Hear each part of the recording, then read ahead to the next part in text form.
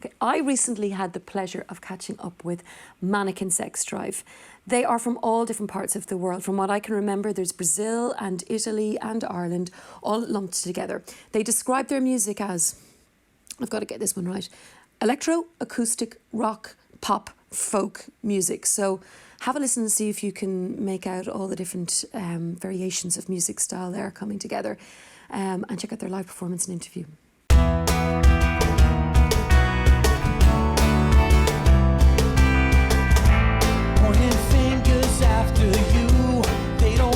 Hello and welcome to InTune Ireland. I am Liz O'Sullivan and I am here with Mannequin Sex Drive. Boys, I'm very scared. What's with all the mannequins running around with sex drives? Can you imagine? What's with the name? It was about those mannequins with the sex drive. Yeah, can you imagine? No, it's just a reference to sometimes it's like four guys. Obviously, sometimes we. You're probably right to be afraid, actually. You see, I was right. Sometimes, you know. No, I'm going to go back. Sometimes guys, you have that kind of yes. urges, and things aren't maybe going your way. Okay, we'll skip. Right. You're walking past Dan Summers, and one thing leads to another. So tell us, I'm going to try and pronounce this correctly. You are the world's first electric, acoustic, pop, funk band. Is that correct? There's any funk in there. Tell me, how do you pronounce it? What is it? What is it? Can you say it all together? What is it? Electroacoustic rock and folk band. Apparently we can't say it. You see, they can't even say it, so I have absolutely no hope. Put that one anyway. Who did? Yeah, what was that? Actually, that just seemed to come out of nowhere. It was on the Facebook page all of a sudden. So it works. Yeah. So tell us, what's your music like? What type of stuff do you play? Well, I mean, like the band started off basically. The idea that I had in mind was to kind of blend acoustic music with electric music and see what happened. What happened? Yeah, and this happened basically. It's hard to kind of put it into words. Really, it's just like we're not together so long enough basically that we have an exact identity, which is kind of where the electroacoustic rock. You started in 2010. Yeah. And just no, for not people. 2010. Sorry, no. When was it? 13. Yeah. So you're 2 years ago. And just give us an introduction. You're lead vocals. Yes. Bass. Yeah. I play the cajon, the drum. Brilliant. Okay. So tell us about the music now. Yeah. Well, basically the idea, as I said, was to start off with like electric instruments and acoustic instruments. Have myself playing an acoustic guitar, have myself playing cajon, and then the two boys then playing electric instruments, and see what kind of sound we could get. In the beginning, it was a bit shaky. It was kind of touch and go. We didn't know if it was going to work, to be honest. I remember we played a gig in the beer house there off Capel Street, and the sound was just not good at all. And we were kind of thinking, oh no, I don't know if this is going to happen. But we played Sweeney's, and we got really good sound on the cajon. The acoustic guitar really came through. And there we had it. Like, it sounded really, really good, and we just grabbed everyone's attention straight away. And we played a really good show that night. And just talking to people who were there to kind of see us, we're going, that sounded great. Like, and that's when we knew. Then, now we've landed. Like, so that was fantastic. And you write your own stuff. So how does that? Who writes and how do you come up with your own songs? It's primarily myself, and Andre would do the writing. Like sometimes I might write a song by myself, and I'll do the lyrics and everything else, and then I'll bring it to the band, and everybody puts their piece onto it as well. Yeah. And then other times Andre might have an idea or something like that. Some riffs and some stuff, like some part, like the musical part, we try to match with some lyrics. Yeah, we come together, then we kind of write the songs together. Yeah. Like Perfect Mess, for instance, which was a very kind of almost like a rockabilly type sounding riff, but then I put very kind of minor chords behind it, and it just kind of changed the whole song. It just sounded very different. Yeah. The lyrics went down, and we showed it to the guys, and it was like, I don't know where this is after coming out of, but this is what we're going with, and it's one of our more popular songs now. And they're all really different. I was having a listen today, and like one of the first songs was very political, and it was like the bankers, they're getting us in trouble. Mm-hmm. And then you move forward, and there was one about breakups and loneliness. Yeah. And they're all completely different. Like one sounded really folky, which was kind of the breakup song, and then other ones moved into more hardcore rock. So I couldn't pin you down. Each one I was writing little references beside. Mm-hmm. Excuse my voice, I'm a little hoarse today. Apologies. So you can. Every single one is very, very different. Is that intentional? Yeah, yeah. That's probably where the electroacoustic rock and folk band Yeah. comes from. Yeah, 'cause exactly. You can't really nail down the genre too much, like, because it's kind of, there's a kind of an experimentation on our part as well. None of us really played in a band like this before. It's not that it's completely revolutionary, but with the cajon instead of drums, there's no drums except the cajon drum, and it's you kind of have to. It kind of makes you. It has a more organic. The acoustic element is a more organic side to it that you wouldn't normally have just in a band, in a quartet. Let's say it's. You often find when we're playing a show, people in the crowd will be responding to the drum visually as well as the sound. You can see their hands. It's moving. much more. I play it myself, so I know it's much more Yeah, accessible, yeah, and you absolutely. can just absolutely engage with Yeah, instead of very having so. that block. Yeah, behind they the drum definitely kit. do. They definitely can get into it more. It's not something I experienced before, but it affects the way you play music as well, write music. It's definitely affected some of the songs that we play. That's for sure. I think the idea, I mean, coming into this originally, I've played in music. I played music for 20 years or so, as a drummer, because I'm not a guitar player. So I was a drummer. James played bass guitar, and the two lads then obviously played their instruments in other countries. And when we all got together and everything else was like, you know, the idea was there. We could start a band and I could play drums and lads could play. I just thought, you know what, let's do something different, because it's more fun. And if it doesn't work, big deal. It doesn't. Who cares? Like, at least we'll have a bit of crack doing it. Like, but How this is often? actually Yeah, like- how often do you have to practice? And you're obviously having the We crack actually practice like maybe once a month, I'd say. once a month, is not right? Yeah. Yeah. Last, like the last year, which we were playing a lot, like we were Yeah. rehearsing a lot. Like, Yeah. it depends on Yeah. how many gigs like we play. Yeah, usually when we have a gig coming up, we usually just rehearse before that, and then we play the show like or whatever else. And would you be gigging regularly then? Yeah, we were, but not for the last while. No, things. I think with the summer, people going on holidays and everything else like that, we just haven't been around. It varies. Some months Yeah. we were playing every week, and then we might go like one in a month. You know, it's kind of up and down, but that's the norm for a originals band anyway. Really, never really no stability in that market. No. Like so, At least once a month. yeah, at least. Yeah. Now, camera, I want you to have a good look at these boys. This is 10 out of 10 for effort. Check out the gear, check out the hat. What is image important to you? Exactly, it's brilliant. And it's the first thing I noticed was the guy in the hat. Is image important when you're in a band? And if so, obviously this is lovely. What are you putting together? Because it looks great.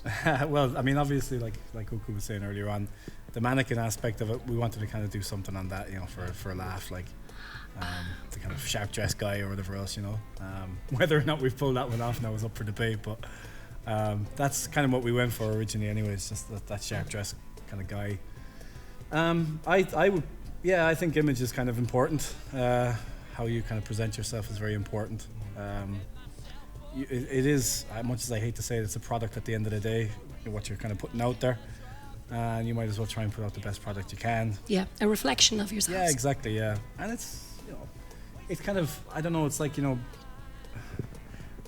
it's like being a policeman and going and getting your policeman uniform on and going out and doing your job, like, you know what I mean? There's something about putting putting the gear on, and it's like, right, now I'm ready, like. Well, this is a business. Yeah, It is a absolutely. business. And how do you juggle that? Because you're obviously musicians.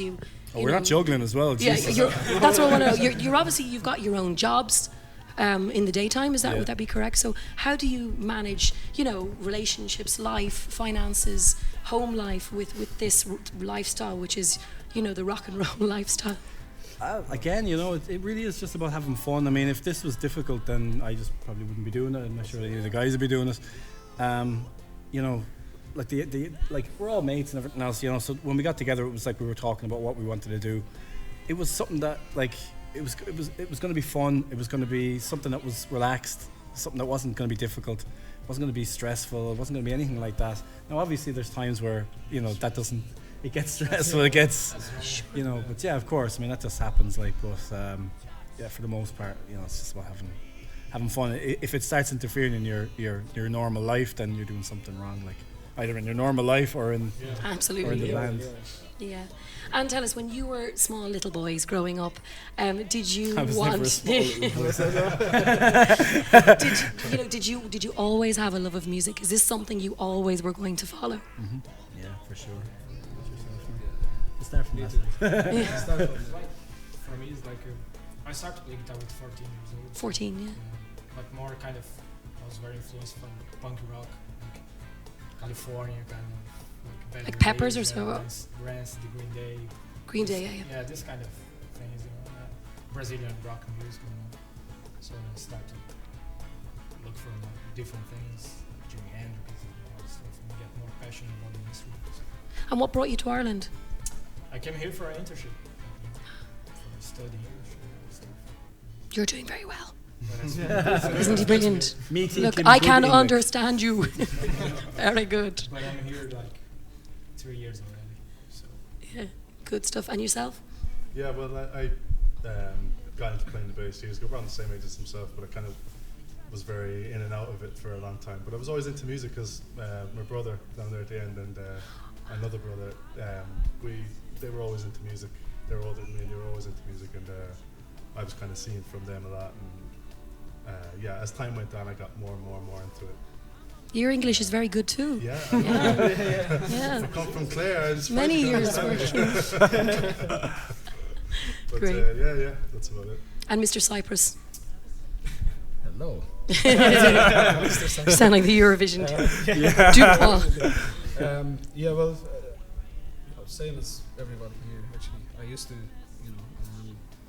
I always have the, listening all these different type of bands, and I always had the idea of playing an instrument. But I didn't actually get into it until I was 16, and I was listening to like all this kind of different types of music, like from jazz, rock, and even some of the pop stuff even. Yeah. And then later on I was really into this groove element, like because I play bass now. But at the time I was always listening to this groove. Obviously you see that beat there, I was like talking with my friend. And They weren't friends for long. Yeah. But not the groove again, Jesus. Exactly. And then I remember one time that I was turning up my the bass cabin and then turning off all the rest of the stuff. And then my friend said, he's a drummer himself, and then he said, why don't you try and play bass? Because it's mainly that's what you're gonna be doing, holding the groove, and you're gonna be playing. And then obviously I didn't know much about bass at the time, and I started,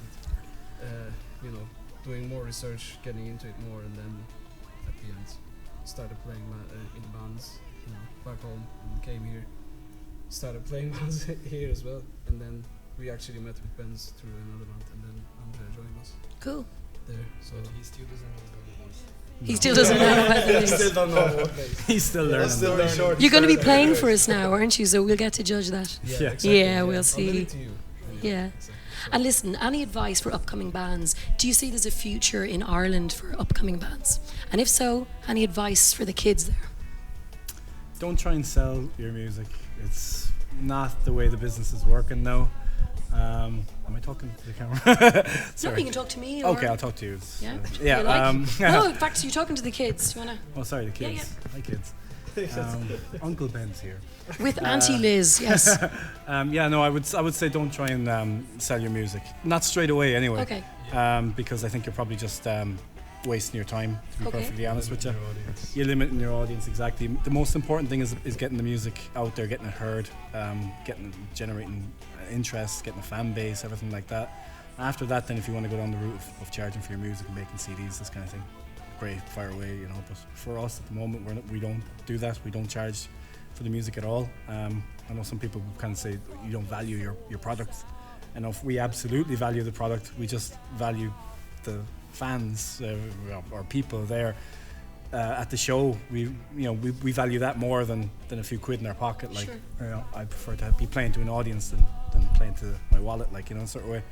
And a half-empty wallet. Let's be absolutely honest as well. You're not selling loads of music as an original band from Dublin, So to start off, I would do that. I would go down the route of playing music just to enjoy it and have fun and talking to young fellas now, it's all about being famous. It's all about, and I'm not going to get on the whole X Factor thing where I say nagging and stuff like that. It's all about it's about being famous, and it's about making lots of money and stuff like that. And it really is about keeping your eye on the ball. Don't kind of lose focus on what you started learning the instrument for in the first place, which is because you enjoyed it.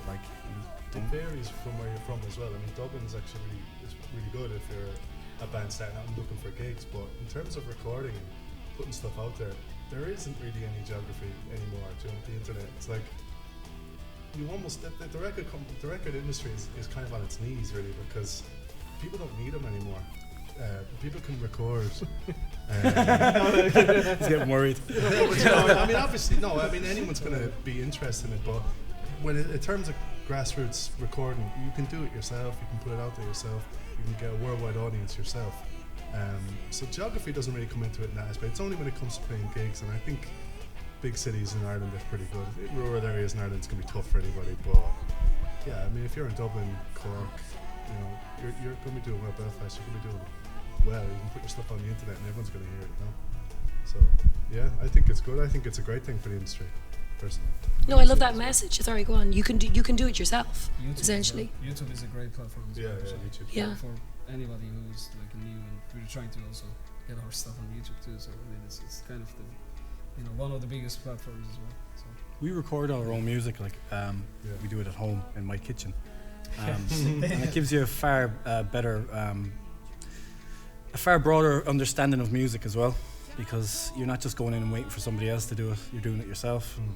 We design our posters, we do this, we do that, we do everything for ourselves, and it's absolutely the way I'd be more than happy to keep it that way and see where it goes, rather than having somebody coming in and, I mean, you know, management is great and everything else like that, but rather than somebody coming in and kind of telling us this is the way it's going to be and you're going to do it this way and it's great if you're going to just do it this way, and you know, where's the fun in that? Like, you know, I know I keep saying fun all the time, but that's really why I'm doing this. Fun.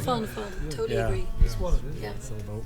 And just where can we find your music? If people are interested, plug yourselves there for a minute. Pretty much everywhere. It's on SoundCloud, YouTube. We're starting to put all stuff up on YouTube now. I mean, our Facebook page. Go there, you're going to be able to get access to everything. Was it Spotify, if iTunes? if you're using any stream service like Spotify, it's all on there. It's all on there. So yeah, so it's all Everywhere. free. It's all Cool. Do a Google search and you're bound. You to find. Yeah. You find. Yeah, definitely. You might find one or two other things as well. Well, yeah. Don't We're get back too to the deep. beginning again. Yeah. But the drive at the end, please. Yeah. Just leave it as Mannequin Sex Drive. Mannequin Sex Drive. That's We not have it. really. Don't look up images. Don't look up Don't look images. at it anywhere. No. No. InTune, I'm Liz O'Sullivan, and this has been Mannequin Sex Drive, and we're just finished now. Thanks, guys, so much. Thanks very much. Brilliant. Cheers. Liz Thank you very out. much for having us. Brilliant. Hi, we're called Mannequin Sex Drive, and this is called Hollow Heart Boy.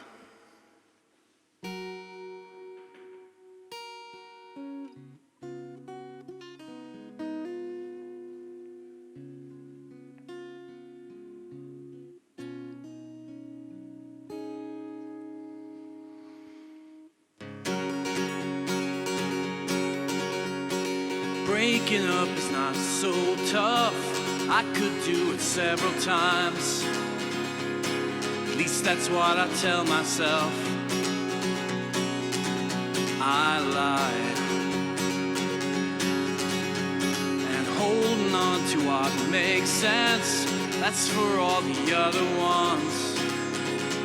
See, I don't know how good it is till it's gone. I hear it in my head. Do you even know why you said hollow heart boy? How am I supposed to live without you in my life? I don't know. Now I'm the king of big mistakes. Watch me make another one.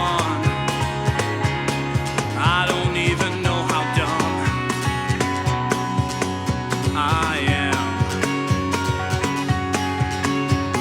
Here I am inside my bed, staring at the other half. You crack up if you didn't laugh, but I can't. I hear it in my chest.